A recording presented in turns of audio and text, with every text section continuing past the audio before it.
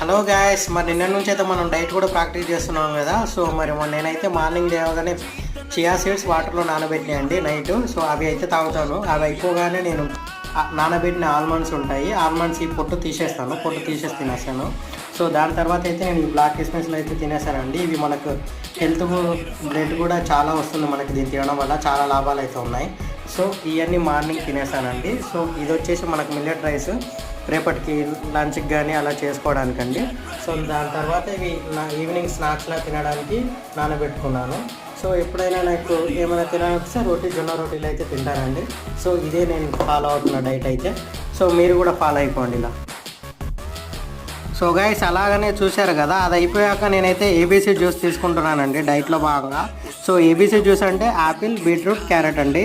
So health కూడా చాలా మంచిది, డైట్ కూడా పనికొస్తుంది. So subscribe my channel guys, please like, share.